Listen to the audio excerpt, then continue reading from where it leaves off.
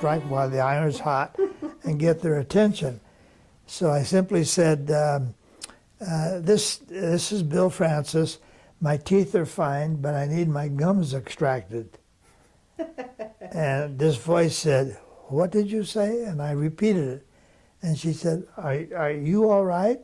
And I said, oh, yes. And I said, I just wanted to know if I could meet you and buy you a cup of coffee. And it went on from there. And I had enough intestinal fortitude to ask her for a date that night. Wow. Turned down cold. Oh. And I said, well, what is the reason why you can't? And she said, I have to wash my hair. And of course, girls use that excuse for decades. And but it was the beginning of something.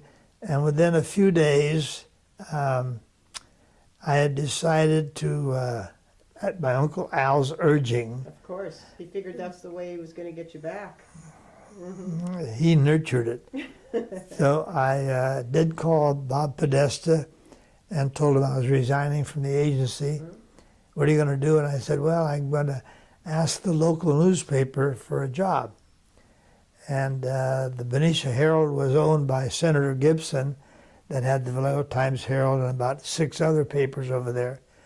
So I interviewed, and I was hired as the advertising manager, reporter, dishwasher, janitor, sports writer, you name it, for the Benicia Herald. And Nina and I continued dating and so forth. And the long and short of it is that we were engaged and we married, and we were happily married for 58 years. Where did you get married? We were going to get married in Benicia, and anyone I didn't know in town, she did. Oh my. And everything was going fine, except when the invitation list just reached 400, and we knew that we could not afford a wedding with 400 guests and a reception. And so the father at the church had an idea, and he understood the problem. So he made the dispensations through the church. We took the wedding party and wound up going to Las Vegas, married in St. Anne's Catholic Church in Las Vegas, had a 10-day vacation driving back home into Benicia, and then life went on from there. Was she also from Portuguese background? Or No. What was her background? She was United Nations. Okay. Mainly Irish, German, a little English, and so on, with a pioneer stock family from Montana. Wow. Yeah. And she was born in Montana and loved spending her life telling people she was born on an Indian reservation. And some people would accept that as, gee, you don't look like a Native American. But she neglected, because she always loved Native Americans, she neglected to tell them that the only hospital was on an Indian reservation in St. Ignatius, Montana. So that's where she So her mother, they lived close by, so they went to the hospital on the reservation. So she simply said, That made a great story. I was born on an Indian reservation. There you go. Yeah. That's great. Well, I know you had a long, happy life with her. And Yes. A very lucky man Very. all those years. And she was also very lucky, I can tell you. Question. So I know that, okay, so I would like to move on to your love and passions in Martinez, which I know involve a lot of your veteran services. And I know that the Veterans Lunch has become an annual event. I'm not sure how many years it's gone on, but Corinne Christensen from the New Leaf Academy is involved in that. And I'd love you to just talk a little bit about how you got involved in that. It's become quite something between the students and the veterans, and I don't know that much about it except that it exists and that it's a fantastic program, and it's coming up, I believe, this week. Next Wednesday, April the 2nd, Okay. will be the 4th annual. 4th annual. So how did that all start? Well, going back 4 years, students showed some curiosity about World War II. How that began at the school, I don't know, probably with a discussion or an assignment. And at that time, the New Leaf program was because of citizen involvement and the students learning by doing with business people in Martinez and residents of Martinez, which was an excellent idea. And so they got to talking about it, and then they learned that there were more than just World War II vets. There were Korean vets from Martinez and Vietnamese vets, Vietnam War vets, and beginning to get into the Middle East wars.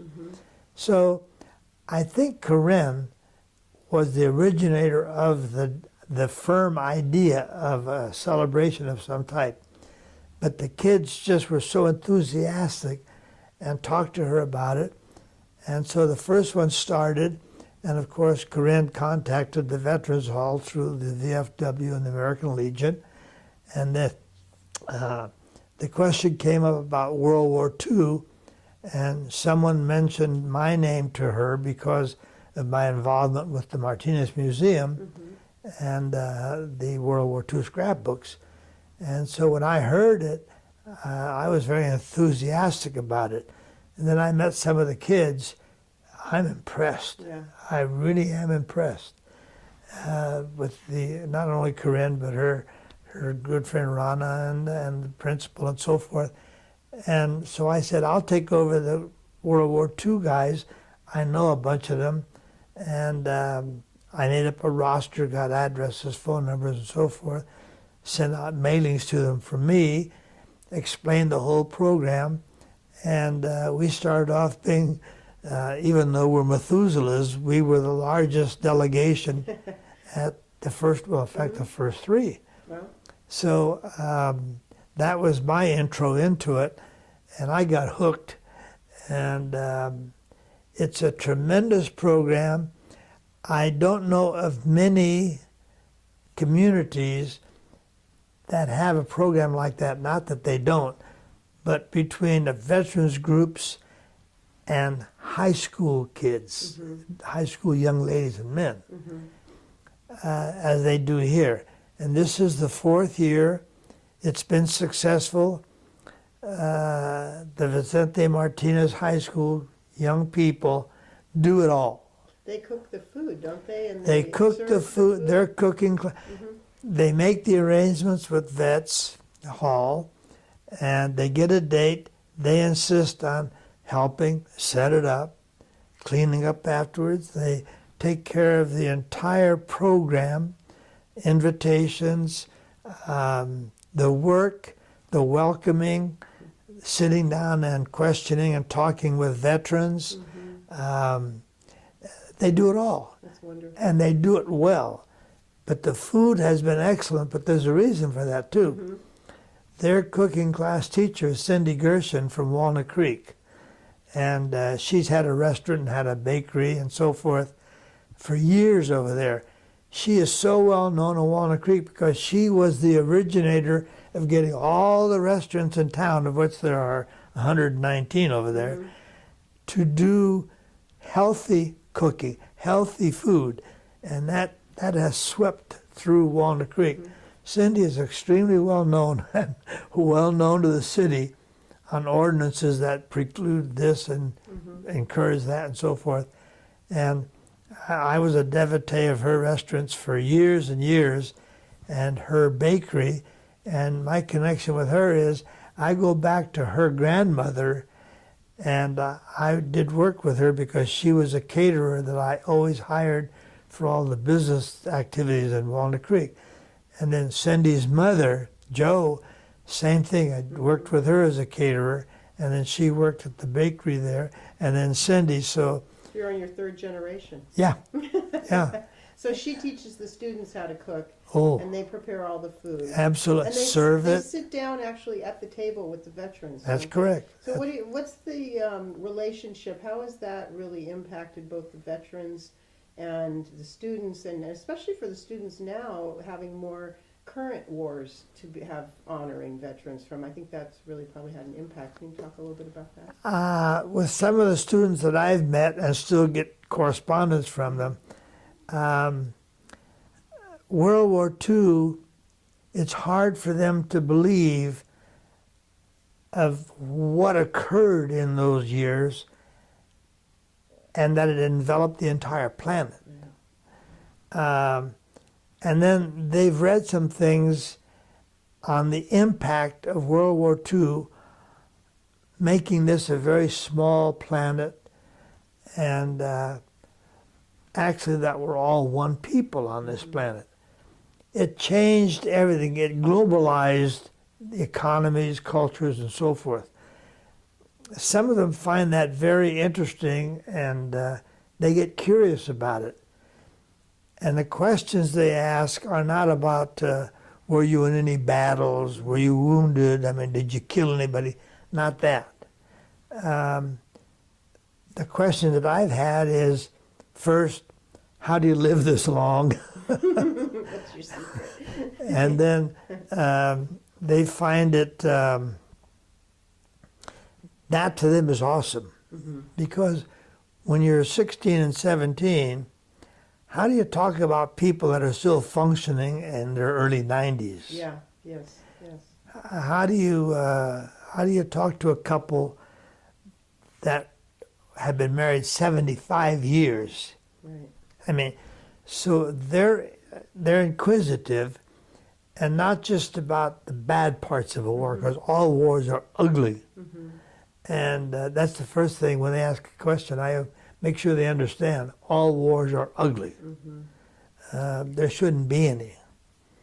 But I'm so impressed with them because they're trying to see how other people live, how other people develop their lives and their personalities. And I love them when they're inquisitive. I really do. I met one young lady, I think at either the first or second one. She was the granddaughter of one of my classmates. And because of medical, he wasn't able to be in World War II. So even she didn't understand that part of it. But I was impressed with her and found out that she developed pretty well. I know her mother well, and those kids have had a lot of problem lives. Some have had some pretty problem families and so forth. And I see most of them developing very differently. And I'm still impressed. Isn't that wonderful? Yeah. So this luncheon is for veterans. That's how they honor the veterans from Martinez. Right. But at the same time, they're doing themselves a big favor Yes. by participating. Right. And from the veteran's point of view, from your point of view, you see it differently also. Oh, yeah. Continuation high schools, as they were known, there was a big question mark about them around the counties around us. But the New Leaf program at Vicente Martinez, that was different because it was learning by knowing and doing it with people that are doing it.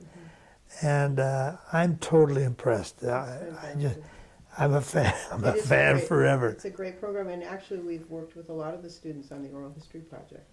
So it's been really wonderful on that level also. And I'll tell you, there are a lot of veterans that don't talk a lot about their experiences for a lot of reasons. Sure.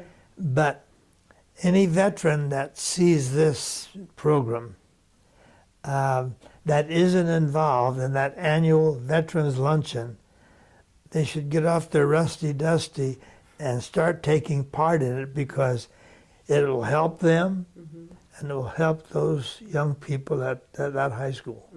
Absolutely. And you said there's been an increase. Now you're expecting an increase in in other war vets' participation? Well, hopefully, because World War II vets, that's a dying breed. Right.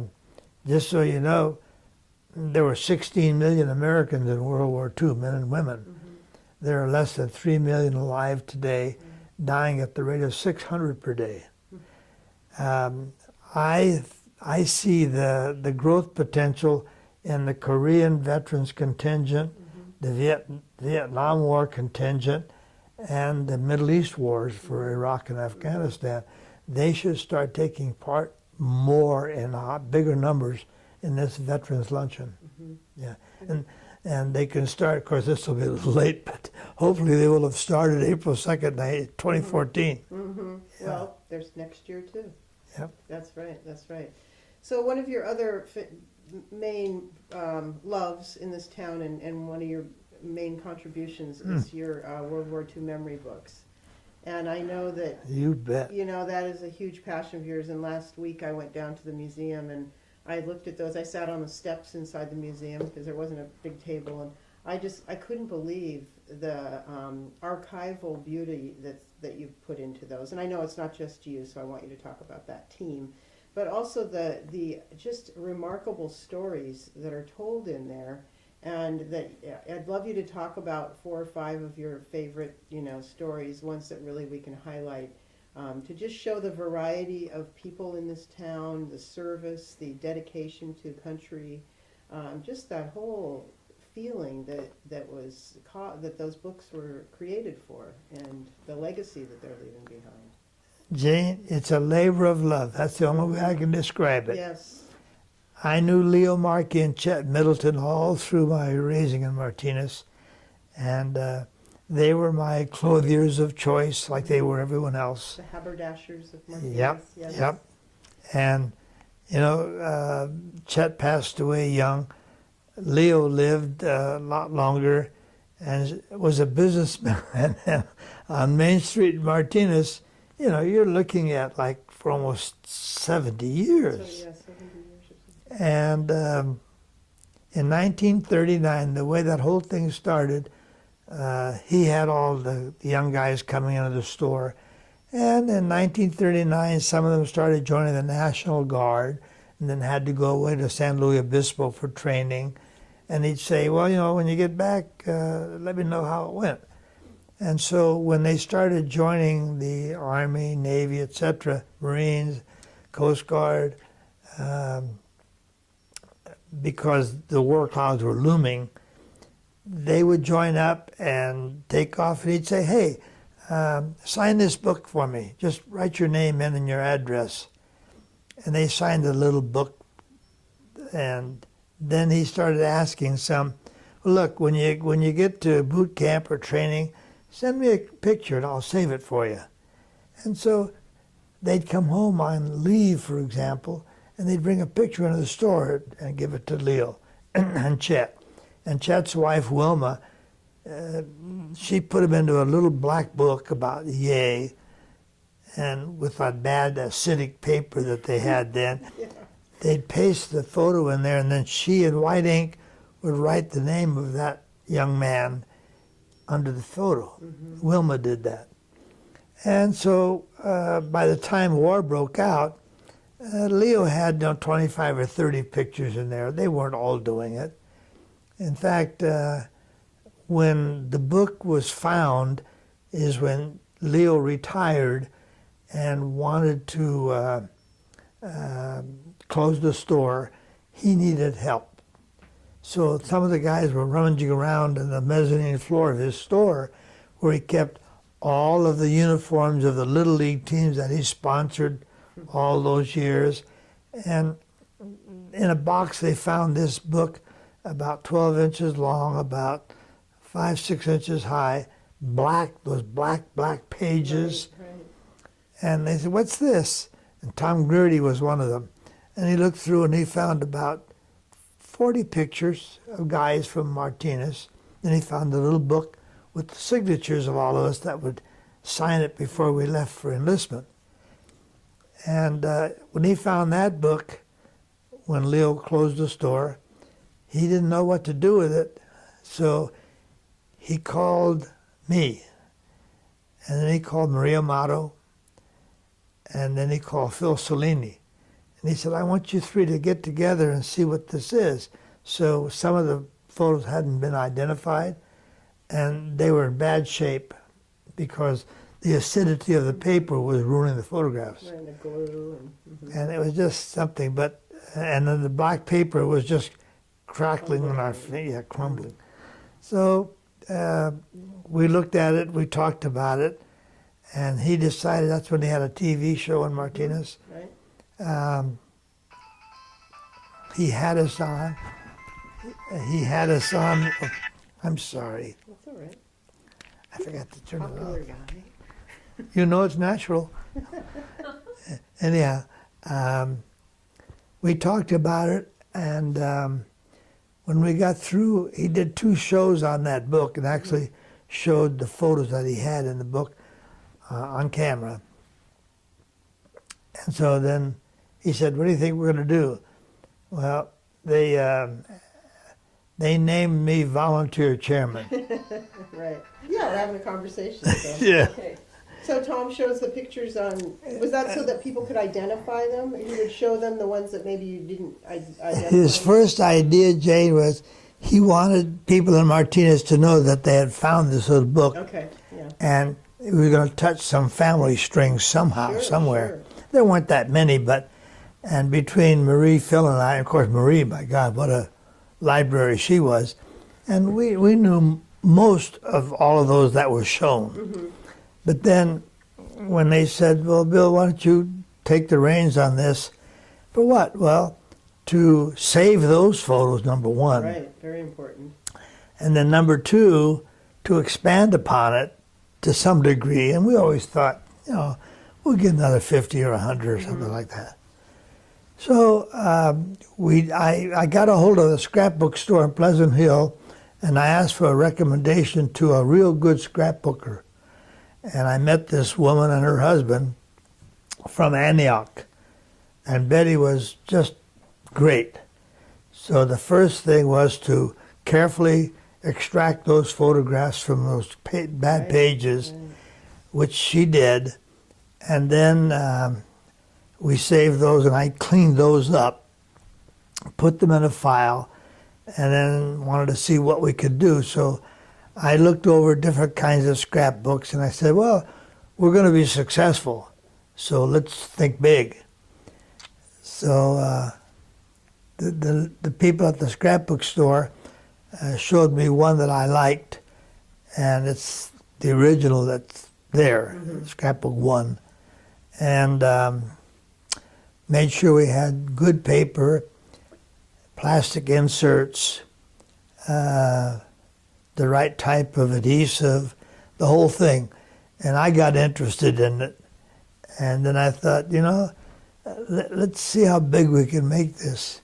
So I started writing articles for the Gazette and then notifying people. I talked to a couple of guys at the Vets Hall and getting a hold of World War II vets. And then we'd have coffee, a bunch of us, and hey, don't forget so-and-so, don't forget Louis Vecchi, Yeah, don't forget Harry Pachani, don't forget Boom. They're all still in town. So for a while there, the pictures were flowing in, and all of a sudden I realized, ooh, we bit off something here. We graduated to filling up the pages of that first book, and then I wanted something a little different. So I went to San Francisco and found a company down there that did some beautiful embossing. So I had the first cover embossed in gold with Martinez World War II heroes, book 1 and so forth, and brought it back. And in 2000, Marie and Phil and I, we got together and wanted to give Leo Markey a real retirement lunch. So we arranged a lunch down at the yacht club and surprised him, got his daughter's cooperation and so forth, and gave him a real retirement dinner, a lunch. The place was full, all of his old customers and friends, and just loved this smile on his face that day. And he didn't say anything until I had his daughter, who had quite a nice voice, sings at St. Catherine's Church, and had her sing a song for her dad, and boy, that broke the ice. Wow. Yeah, beautiful. And then I said, okay, the surprise is we're going to show the book. And at that time, we still had the old black book. Oh, wow. And that he recognized, and he got a little weepy about that. And then we explained what we were doing from then on, which he loved. Of course. And then we told him it will become property of the Martinez Museum, the Historical Society. He thought that was great. So we gave him a send-off, and that was the beginning. At the Gazette, a couple of people that I knew there, they liked the idea, and they gave us publicity. And more people in Martinez started reading about it. And then some of the pictures were being dropped off at the museum, and I was getting them in the mail. So today we now have 2 books, Yes. and we have them embossed identically, except one is book 2. Our next thing coming up, and you'll be the first one to be able to show this, we're going to do what I've wanted to do for years. We're going to have it indexed. I have news for you. I was supposed to tell you this. It is indexed. Andrea Blackman wanted me to tell you that it has been indexed. She got the couple to do it? I believe so. Oh, my heavens. So there you go, my gift to you. Thank you, Jane. You're welcome.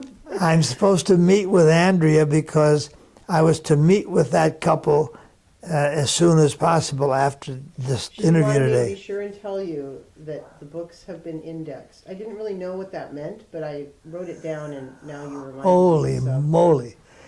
This solves so much Mm-hmm. because I kept an alphabetical list of all the names. And I still, to this day, when I put a photo in white ink like Wilma Middleton did. Writing is beautiful, by the way. Really? Yes, it's got that classic old penmanship lesson class that I think I was probably one of the last generations to ever learn that. But the writing is so beautiful in those books in that white. Then somebody else is doing it. 'Cause it's not. I have chicken scratching, but I try to print a lot of them. Well, the ones I saw looked beautiful. Well, if Martinez people haven't seen them, a photo history of World War II of men and women from Martinez are at our museum. Right, right. And it's still growing. In fact, I now have several more, and Andrea has several more to add to mine that I have to put in. And the index will be beautiful because people can now go there if it was done as we had agreed. And on book 1, it's got the index of the page number, and then we don't identify each photo, but every name on that page is indexed. So it's so much easier to find a relative or a friend. Right, Yeah. sure. And we're nearing 600, 600 photos? the number of Martinez veterans there. Right.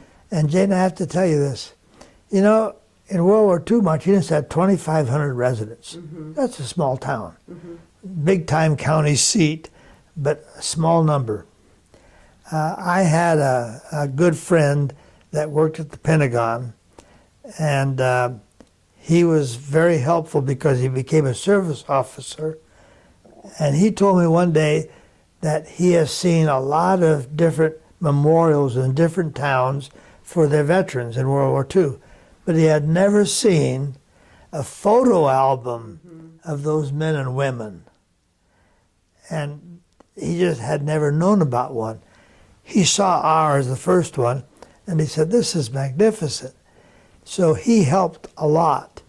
But there are certain things that the information I needed to really expand it, I couldn't get.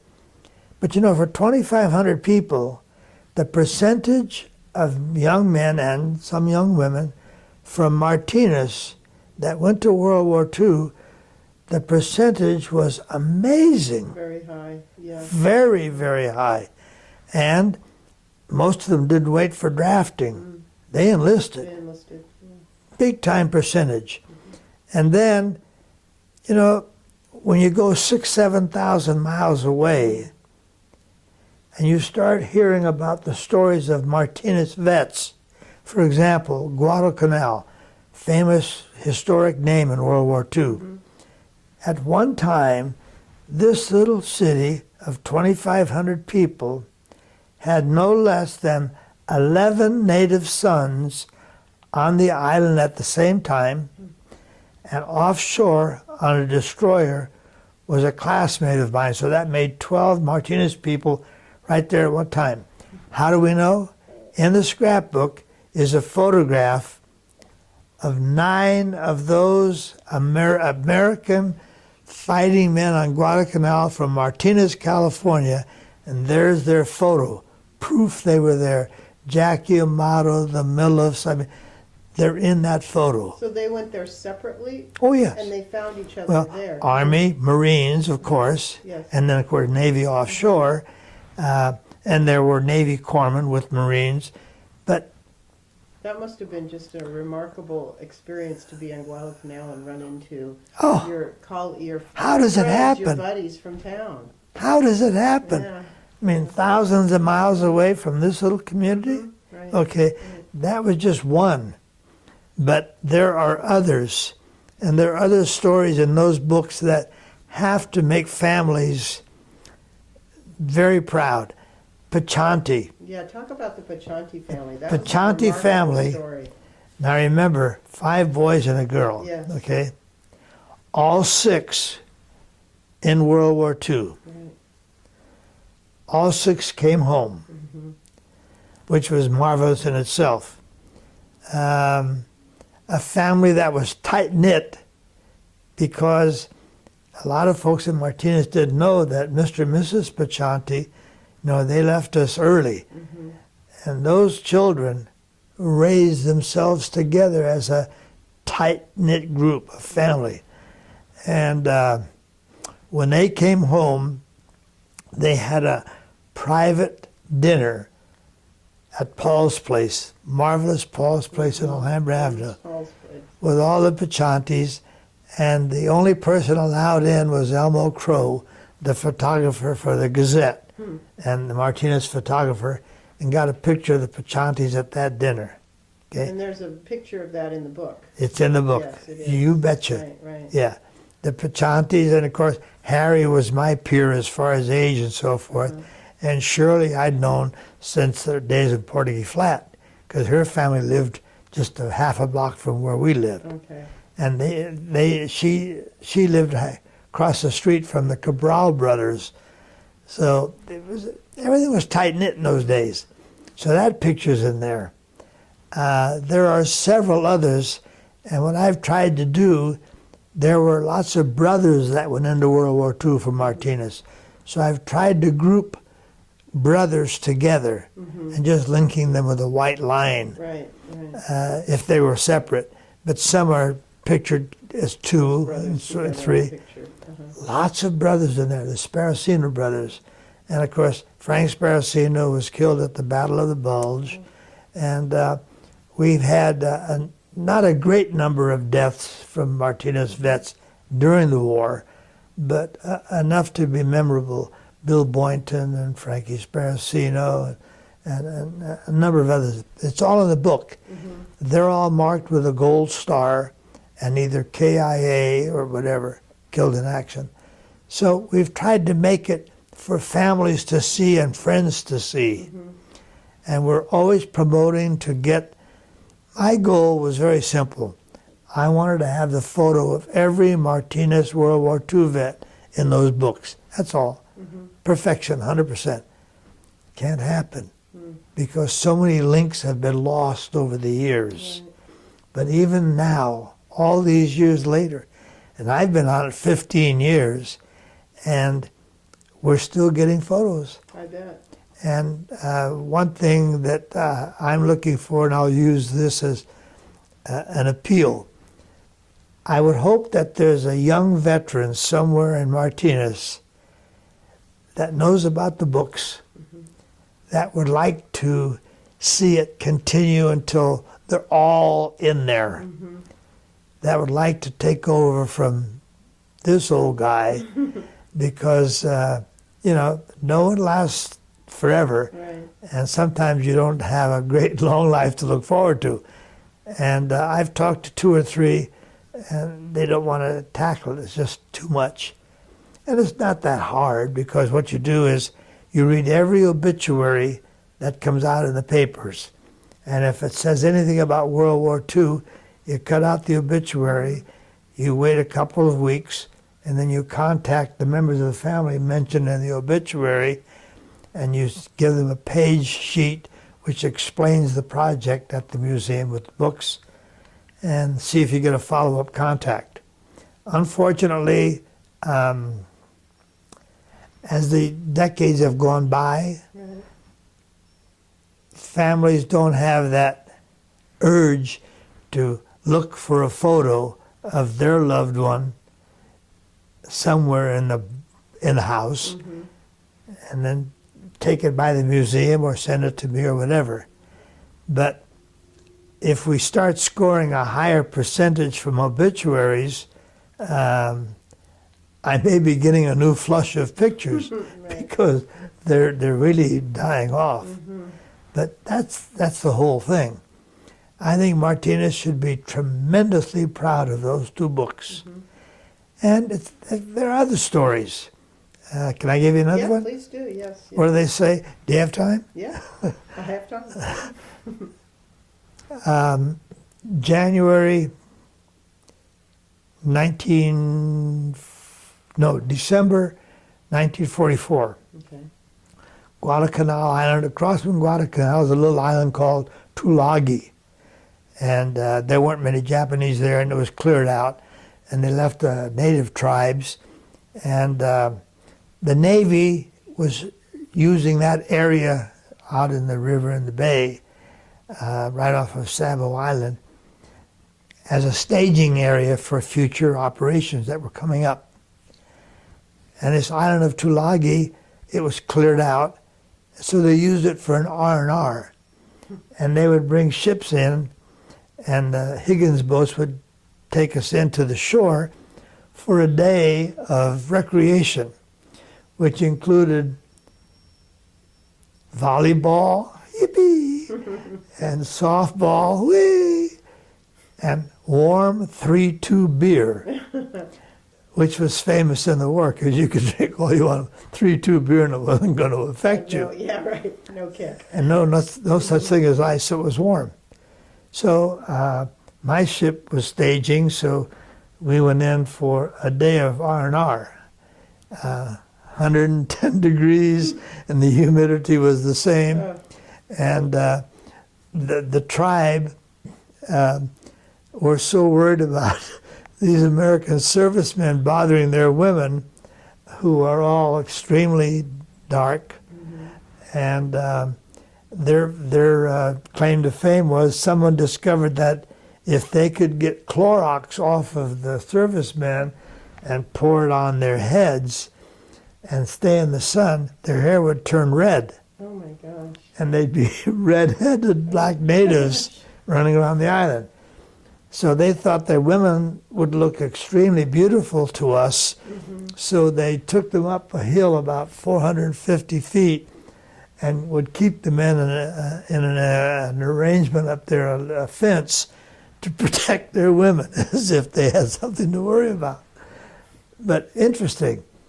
But the reason I give you that background, when I jumped on the sand on Tulagi Island, I looked around, and 3 feet away was Art Andrusen, a former classmate of mine from Martinez, California, and until the ninth grade, we were in the same class. And he graduated in '42 and joined the Coast Guard with a lot of guys from Martinez. And here was my old buddy from Martinez. Now, we're 7,000 miles from Martinez. Yeah. And here we meet up, okay? We spent a wonderful day with 3-2 beer and talking and gossiping and all. We said goodbye. He said, "What ship are you on?" He was on an attack transport, and I was on an attack transport. So we traded numbers and so forth. And we leave, shook hands, and that's the last we saw of each other. 2 weeks later, we're up in the Ulithi Lagoon in the Caroline Islands. And I'm on the signal bridge, and my chief comes up and said, "Francis, stow your gear, you're being transferred." And I said, "What? I don't want to be transferred." He said, "I don't care what you don't want." You're going. So I packed a sea bag, and I go down the plank and put me in a Higgins boat, go across the lagoon, and he said, "There's your ship." And I looked up, and I see on the fantail 36. The 36 was Art Andrusen's ship. I had been transferred to the same ship he was on, and we spent the next year with several operations in Okinawa and Japan and so forth together. His was a Coast Guard ship, and I was on a Navy flag. We commanded that squadron. So Art and I spent the rest of the war in the Pacific together on that ship. What are the odds? Yeah. Okay. Amazing.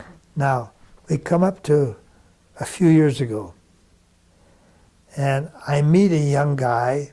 I met a guy who had been in the Coast Guard, and he had served aboard a ship called the USS Cambria, APA 36. He's been living in Martinez for 15 years with his son Troy, and we discovered each other. We were shipmates on the same ship with Art Andrewson, and now he's in Martinez living out there off of Blum Road, Wow. and he's been to the last 3 veterans luncheons. Now, what are the odds? Isn't that fantastic? So these are stories that happened Yeah. to this little community of 2,500 Right. Right. in World War II. And there are more and more stories like that than you can count Ever imagine? in those books. Mm-hmm. Yeah, Mm-hmm. yeah. It's just great. It's so. I guess who you need to find is someone who would have the same kind of passion to continue it. And maybe it's not just one person. Maybe it's going to take a couple of people, and then they can carry it through. Once they get all they can get from World War II, maybe they're going to continue that through to other wars. And I hope so. yeah. I hope so. Yeah. Wouldn't it be nice if a bunch of guys from the Korean War and the Vietnam War got the same feeling and did the same thing? Wow. I mean, Martinez is bigger, but not that much bigger, Right. That's you know. true. That's true. And there's something about Martinez that the percentage of people that serve their country from this town is always high. It's marvelous. So, Well, and there's also that whole feeling that we talked about earlier about Martinez being a small community and holding on to that whole feeling no matter where you end up in the world, obviously. right. You somehow land in that environment and you find your roots again, and it's one of the jewels of being here. But, you know, those books have got so many stories. I know there are another 2 or 3 that were killed in World War II, and the complete story isn't known. They're known, but the complete story isn't known. So what I've been doing over at the county library in Pleasant Hill, they have all the microfilm of all of the gazettes. Right, right. So I've been going over there and I check out 6 months at a time, Wow. and I put them on the machine and I just start rolling it and reading. And I always look at the front page, because if there's a story about a guy in World War II, either killed or wounded or going away to serve, usually on the front page. Right. So, but then I have to go over to the sports page to see if there's some stories that tie in that era. And it takes a lot of time. And I think I started with 1940. I think I'm up to 1941 and a half, you know. But they're there. That information is there. And, you know, like, there are conflicting stories about some legends in Martinez, like the Air Corps, Spirit of Martinez. Yeah, talk a little bit about the story of the Spirit of Martinez, because that's that's another fantastic Martinez A coming little together, teeny town. pulling Yeah. off a big thing. Yeah. Tell us a little bit about that. Well, there was Frank Calacura from the big Calacura family in Martinez. And I don't know how any of us couldn't have had a classmate named Calacura, because we did. Mine was Virginia Calacura. Bill Calacura, one of the greatest musicians to ever come out of Martinez. And they all served. But Frank Calacura was a pilot. And he was trained in B-17s, the Flying Fortresses, and fighting out of England. That's a story in itself. But someone got the idea during one of the bond drives that they needed motivation.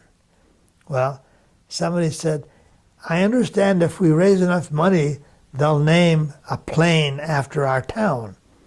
So they sought confirmation of that, and they got conflicting stories. But it was finally said that in the next bond drive, we raise enough money, they will name a bomber the Spirit of Martinez. And somebody said, gee, Frank Calacura, he's in England serving. Boom, boom, boom.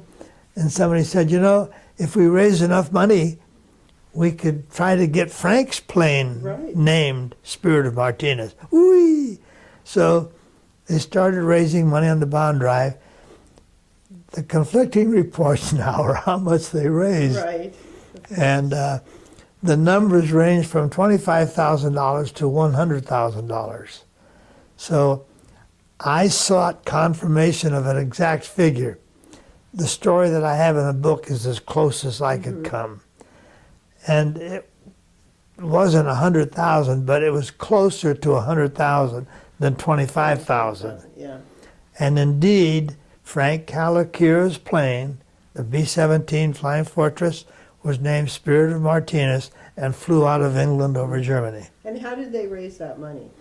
Bond drives around town, organizations donated, individuals donated, and it would be from kids putting in pennies and nickels and dimes to people throwing in a paycheck, or $5, $25, $100.